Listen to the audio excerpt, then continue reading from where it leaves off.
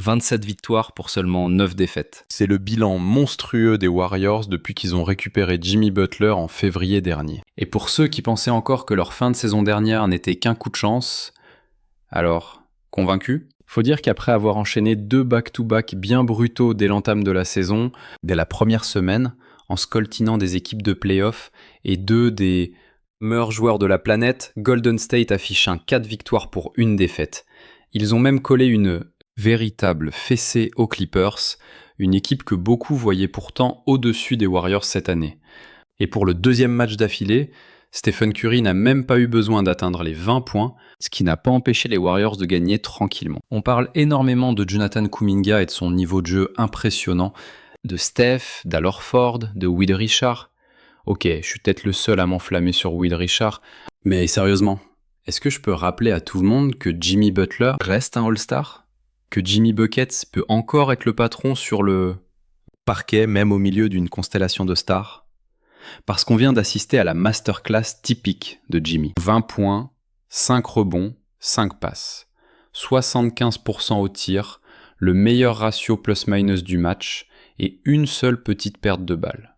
Propre. Ce que j'ai kiffé dans ce match, c'est pas tant les 20 points, c'est sa vision du jeu. Regardez-le ici, en train de cuisiner James Harden. Il le dépose littéralement en vitesse, oblige Lopez à venir en aide, et là, admirez la passe enveloppée pour Draymond qui n'a plus qu'à finir. Cadeau. Ou encore ici en transition. C'est du classique Jimmy. Il pénètre les 2 pieds dans la raquette, attire toute la défense de Kawhi sur lui et ressort la balle pour Moody dans le corner. Boum, 3 points. Je vous l'avais dit, c'était le match parfait pour Jimmy Butler. Et c'est exactement ce qu'il nous propose depuis le début de la saison. Pour l'instant, il tourne quasiment à 21 points, 5 rebonds et 5 passes de moyenne avec une efficacité redoutable. Le seul soir où il est passé sous la barre des 20 points, c'était ce fameux back-to-back contre Portland, juste après une prolongation. Et quand tu vois le chantier que fait Jonathan Kuminga au rebond, à la création et en défense, tu réalises que Steph a désormais 2 lieutenants capables de lâcher 20 points et 5 passes n'importe quand. 2 gars qui peuvent prendre le scoring à leur compte si Steph ne met que 16 points, ou s'il se fait trapper comme d'habitude. La polyvalence et la profondeur de banc des Warriors sont juste dingues maintenant. Mais c'est pour ça qu'ils ont démarré la saison aussi fort. Et là, faut que je dise un truc. Les fans des Warriors, arrêtez de remettre Steve Kerr en question 2 secondes. Je m'explique. Quand il a titularisé Kuminga pour le premier match, tout le monde a critiqué. Quand Brandin Podziemski a débuté contre Memphis, les gens ont encore râlé. Et quand Quinton Post s'est retrouvé dans le 5 majeur face aux Clippers, ouais, devinez quoi ? Encore des critiques. Résultat des courses, Steve Kerr avait raison sur toute la ligne. Je dis pas qu'il est parfait ou qu'il se plante jamais, mais voir un coach avec 4 bagues se faire autant manquer de respect, c'est du jamais vu. Comme je le disais à l'instant, c'était le choix parfait de lancer Quinton Post contre Ivica Zubac, parce qu'il a non seulement planté 4 tirs à 3 points, sérieux, le mec a enchaîné 4 paniers primés sans 30. Même Steph Curry en restait bouche bée sur le banc, mais ce qui m'a vraiment bluffé chez Post, cette saison, un truc que tu captes pas juste en lisant la feuille de stats. C'est sa défense. Il commence enfin à exploiter son gabarit comme il faut. Il a pris de la masse, il est beaucoup plus mobile, et il se met même à bâcher.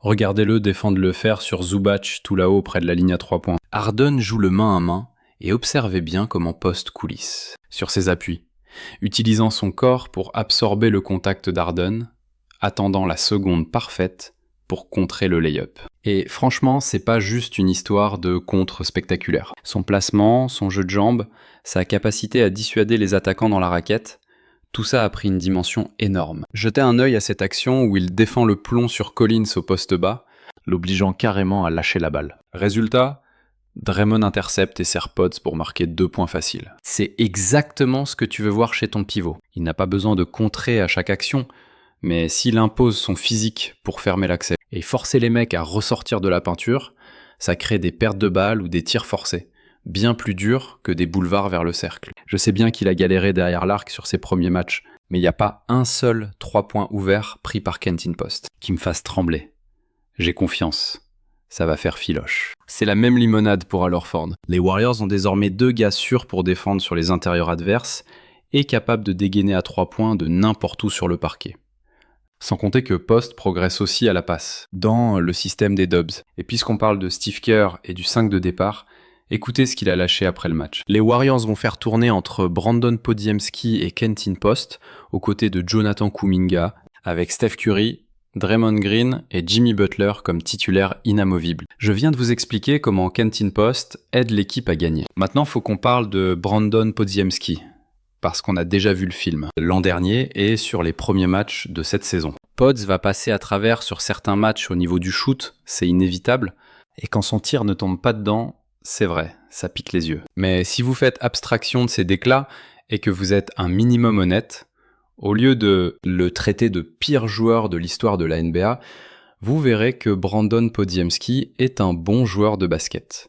Parce qu'à chaque fois qu'il galère au tir, son adresse finit toujours par revenir. C'est un super rebondeur pour sa taille, un bon créateur et un défenseur malin. Vous voulez un résumé de tout ça en une seule action ? Regardez ici.